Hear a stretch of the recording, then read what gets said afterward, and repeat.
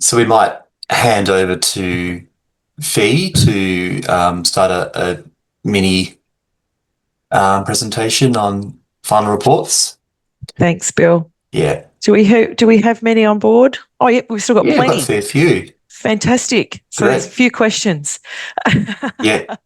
um, I will send this resource out to you all after the session as well as with the recording and the presentation from our previous session. So you will have this in your hot little hands. But so we'll skip through the first couple of slides, Bill. Just also, Rachel acknowledged earlier that she's on Jara country. I am on Jara country here in Central Victoria as well, in our Bendigo offices, and I pay my respect to elders past, present and emerging. So preparing your report, first things first, congratulations all of you. Like Rachel said, we know the work that you guys have all been doing in your communities. We've watched it unfold as you've been delivering, and it's just fabulous to get to this point now where we're starting to hear those stories come through in your reporting and in our phone conversations. So thank you for your generosity in spirit in sharing that information, so openly with us when we do actually get on the phone and have a chat. So key dates, first things first, like Rachel said, the final report is due, Bill said, on the 25th of July. So that's only a few weeks away now. We have received, I think there's about 50 or 60 odd final reports have already come in, but there's still a fair ways to come. Key documents. So I know particularly for community impact program grantees, it's been a fair while between drinks from when those grants were first awarded and now. So if you need a bit of a refresh, you would have received the program project confirmation documents, which was basically just a snippet of what you said you were going to do, how you said you were going to spend your money, and you sign that and send that back. So have a look at that document if you need a bit of a refresher, particularly when it comes to the details of your budget. And for your small network grants, your application itself. So in the Grants Gateway portal, you would have received a HTML file of the submission. You can also, that was emailed to you, but that's also in your Grants Gateway account as well. If you want to go back in and have a look at submitted applications, you can find everything you need in there. The financial acquittal form, this one is really important. There's a couple of different ways that you can do this. We don't ask for receipts anymore. Those days are gone. There is a link in the final report to the financial acquittal form, which is basically a spreadsheet that says, what you spent, what you got, your in-kind offerings, and then you've got your total budgets at the bottom. So just when you do get your treasurer or accountant or whomever to fill that document in, two things, remember to get it signed. It can be the head of the organisation, or if you have a delegated financial authority within your organisation, that person is okay to sign that document as well. You don't have to use that form though. If you've got, Xero or MyOb or a reporting system that just, you can just pull the report for the project, by all means include that. But just remember also to sign it by either the head of your organisation or whoever has financial delegation within your organisation. Okay, so what helps tell your story? You know what it's like when you're talking to someone and when you're trying to write what you've actually done, you've got all these images in your head of what something looks like. And when we read it on paper, can't always see that. So it's really helpful if you put some pictures in the mix as well. It helps bring it to life for us.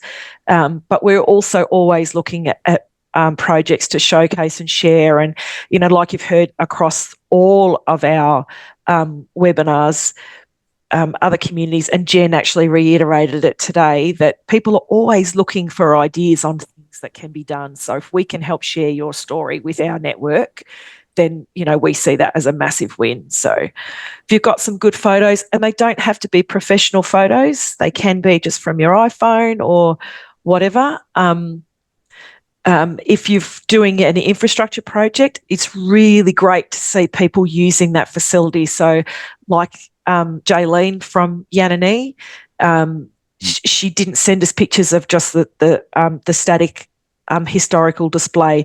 There was actually the hall being used, and that's really the key thing, is increasing access and usability of local assets like that.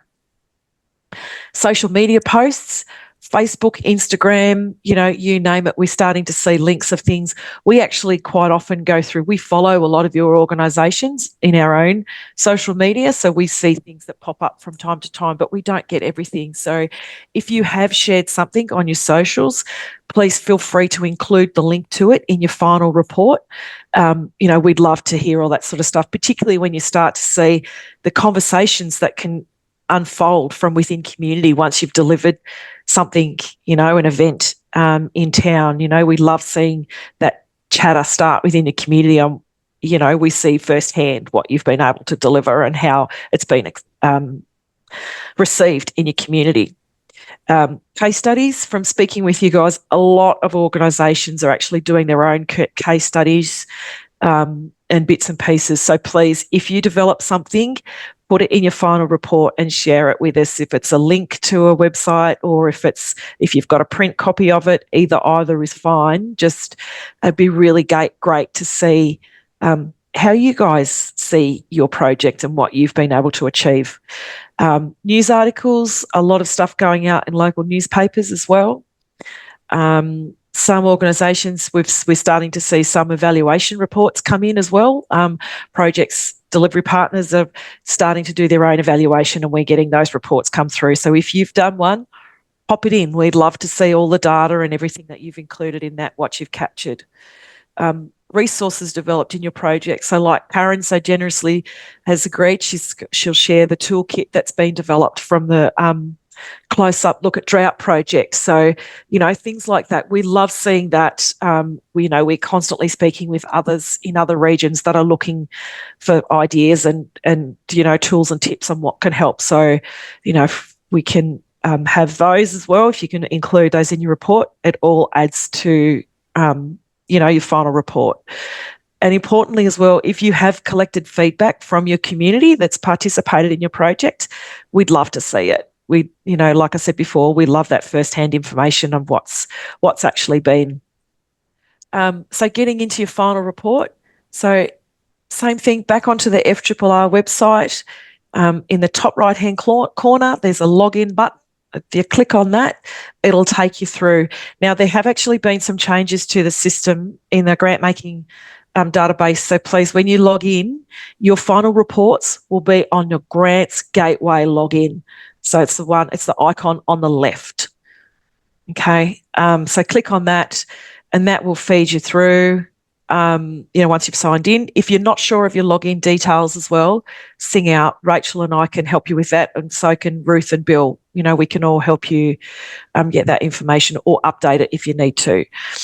Once you actually get into the portal, you'll see kind of just under the FRRR logo, there's two tabs, a green and an orange. So the orange is your requirements tab, and that is where your final report will sit. So if you click on that one, it'll feed you through to the next screen, which comes up, and you can be, might be a bit little for you on your screen now, but you'll have, a whole heap of information, and then there'll be a grey bar, and underneath it, it will say on the right-hand side, you can see a circle. There's a bit of a drop box there that's new requirements, in progress requirements, or submitted requirements. So just click whichever is appropriate. If you've been in, or someone's been in earlier, and had a look to check out what the final report might look like, then it will, once you close that, it will progress it through to in progress requirements. So just remember to look at those top two to actually find it. And then it will bring up what's available underneath the grey line. So when you're completing your report, it's quite simple. Across the top of the report, when you get in, there are actually tabs. I think the first one from memory is project details, and then you've got financials, additional documents, and then review and submit. So work your way through the tabs. On the first page at the bottom, now this is really important. this component is the additional outcomes form. So that is actually aligned to the MEL. So I'm not too sure how many participated in the process, but when we started the program, the evaluation partners NOUS developed the evaluation framework and the MEL, and then we communicated and collaborated with participants on what was the best way to frame those outcomes. So those outcomes have actually been designed with you, with participants for participants. So go through and answer all of those questions. Now, we'll just reiterate with that document itself, there are 7 short to medium term outcomes listed in that additional outcomes form. So there are 7 that apply to the program. Just select the 2 that are most appropriate to your project and what you've been able to achieve within your project, and just answer the questions to those 2 outcomes. That's all you need to do. When you look at it, you'll kind of think, holy moly, that's really big. But when you actually do just the 2 questions, it's not as daunting as it seems. And we've had that feedback from a lot of participants that have already submitted their reports. So yeah, just click on the link to the additional outcomes form in that first page, and that will take you to an MS form to complete. And then the next tab through is your financial acquittal form. Exactly that. I touched on that before, so I don't need to go into it in too much detail. But if you would like some help filling in your financial acquittal form, we can pre-populate it for us. So for you, rather. Just reach out to Rachel or myself or Ruth or Bill, anyone in the team, and we'll be able to pull it together for you and get that out to you to help you along your way. Importantly as well, in your finances, include any in-kind support that you get from your community. What we're starting to see is we've had so many organisations say, the Men's Shed, for example, agreed to host this for us. So we've saved, about $1,500 or whatever on our project. So that in-kind is really important story, part of the story as well, and the generosity in spirit in your community and what they've been able to do to support your project. But we also report on that as well in our own evaluation. So pop that information in there. And remember as well, the national recommendation for volunteer hours is $45 an hour. So, if you've got 47 hours that have been attributed to the project at $45 an hour, then that's roughly how you calculate it. Yes, and any other cash contributions as well. So some communities have said to us, council copped wind of the project and have thrown in some money. So, make sure you report on that as well, because that, again, reflects on the whole story, as well as any cash contributions and in-kind contributions that you have made from within your organisation as well. Yes. Just real quick, things to remember, your approved budget. So remember your that financial acquittal form. Yeah, just make sure they align. Capture your in-kind contributions and any other cash contributions. Answer the questions relating to 2 of the short to medium term outcomes in the additional outcomes form. And this is a big one. Remember to tell us in detail how your project has better prepared your community for drought. We sometimes have to do a little bit more scratching with the answer to that question. So if you could keep that in the front of your mind when you're actually writing all of your information and pop that in. Some communities are coming back to us now in their reporting and saying that they've got an underspend in their projects, and we're chatting with people about how they can, is there potential to maybe reabsorb some of that cost in some of the in-kind offerings that your organisation has offered, or looked at a variety of different ways that we can try and keep that money in your community rather than send it back. So if you do your budgeting and you've come across an underspend, please reach out to one of the team. We're more than happy and actually keen to chat you through how we might be able to support that investment staying with you rather than coming back. but also as well, what's next for your project? A lot of our projects are saying to us, we're looking for more money. This has been so good. We're going to continue, or we're continuing our collaboration with, with our community impact program partners, or, that type of thing. So in your reporting, tell us what that looks like for you. And if your project is no, we're done, that's fine too. We'd love to know what's next for you in this space. So from a presentation perspective, that's pretty much it in a quick gunfire session, but I'd open to anybody. Does anybody have any specific questions that they wanted to ask us while you've got us? I do, Fiona. Sure. So, Bill, when you said extra material, everything's in its actual form, isn't it? When you said you always appreciate extra stuff, all the requirements are in its actual form. Yeah. It's more so the resources and things, Karen. Yeah, the stuff that you've got, because some groups aren't. And that's what I'm wondering too, is because there's only 4 upload fields for the photos and 2 for other documents. So what do you do to get around that? Can I just combine documents, or? You could combine them. You could email us. Please, if you have more than what can fit in the upload section of the final report, please send them to us via email if they can't fit. Are you open to, say, for example, because do you guys use Google Drive?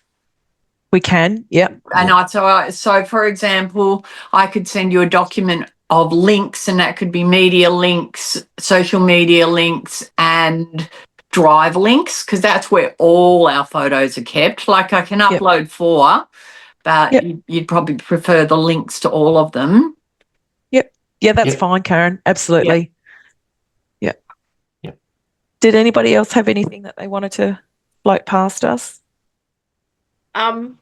Sorry, I can't work out my video, but can you hear me? Okay. We can hear you. We can hear you, So, Julie, I'm with RDA in the Murraylands and Riverlands. So we're actually like a coordinator with like 4 projects. So obviously our reporting looks a little bit different because it's not granular in terms of those projects, because they are obviously reporting separately for their actual projects. I have done, as part of that coordinator piece, 4 case studies, quite like detailed case studies, and did photo shoot and what have you, and provided that to the 4 projects as part of what I did in my space. So they've been professionally done and what have you. So I'm thinking that's a good resource for you.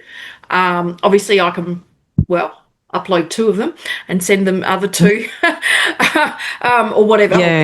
But I just wanted to flag that. And I know, was it Jen? I don't know, was speaking before as well. So I'd be happy for them to be, pushed out to the network or whatever as, 4 of great projects that happened in my region. Yeah, fantastic. We're actually getting quite a collection now of case studies. Carice, I know you guys have done some fabulous case studies up there too. So, in lots of different formats as well. So absolutely include them, email them through if you can't get them on, or even if you've got them on their website,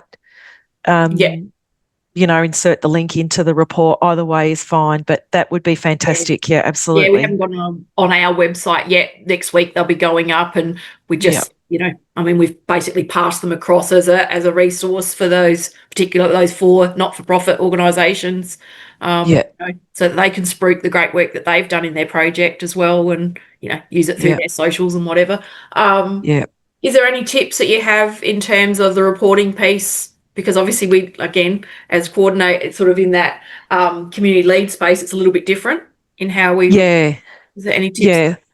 Yeah, absolutely. The thing to remember for CPLOs is when you are reporting on your coordination project, the activity that you did in coordinating that region is what you're reporting on. So don't worry about the detail from what other projects have have done, they will include all of that information in their own report. So really is the focus is, some regions have had regular online meetings, regular face-to-face meetings. Like you said, you've built your case studies as a part of that as well. So, report all of that, because that's all part of the richness that's come through from a lot of our CPLOs.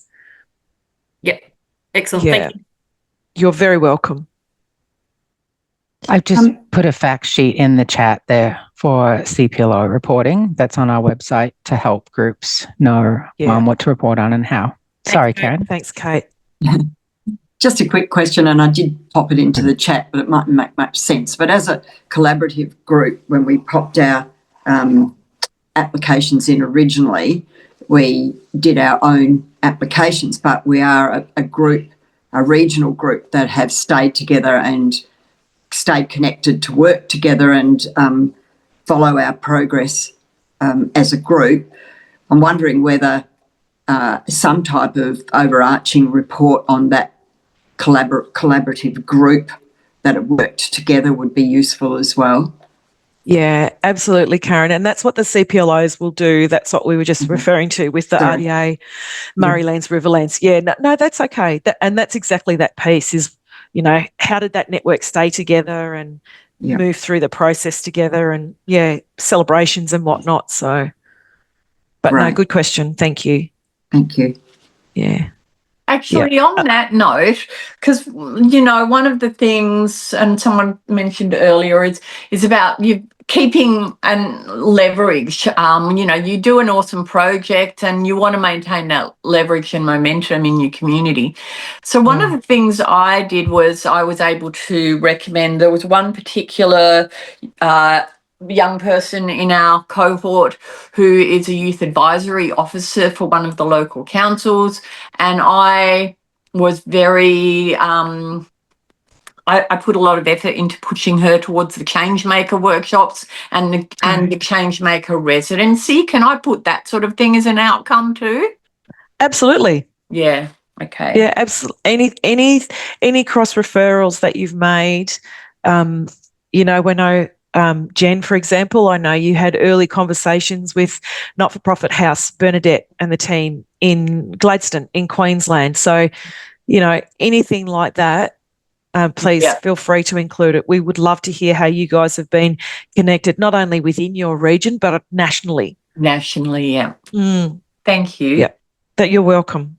For me, it's really important. It's one of the parts I love about projects, and one of the reasons I also love acquittals is that you get to, when you're working on the project, you're immersed in it. When you get to your acquittal, you're getting all your bits together. I always save them in one place, and then I go to that folder and I'm like, oh, wow, I forgot about that bit and that bit. And it's really nice to I love doing the acquittal because it's really nice to celebrate and remember all of those bits in one place. And one thing I love doing, and it's one of my prime talents, is spotting young people who have got a really good trajectory ahead of them. So I was really pleased to be able to send this young lady to Changemaker workshops because I just knew it was something that was going to be really valuable to her and that she's going to take back to her community as a youth advisor.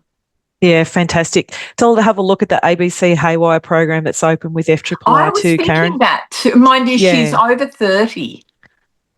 Okay, well, she might have someone within her cohort that she can refer to it because it's up to 28, I think. Jen.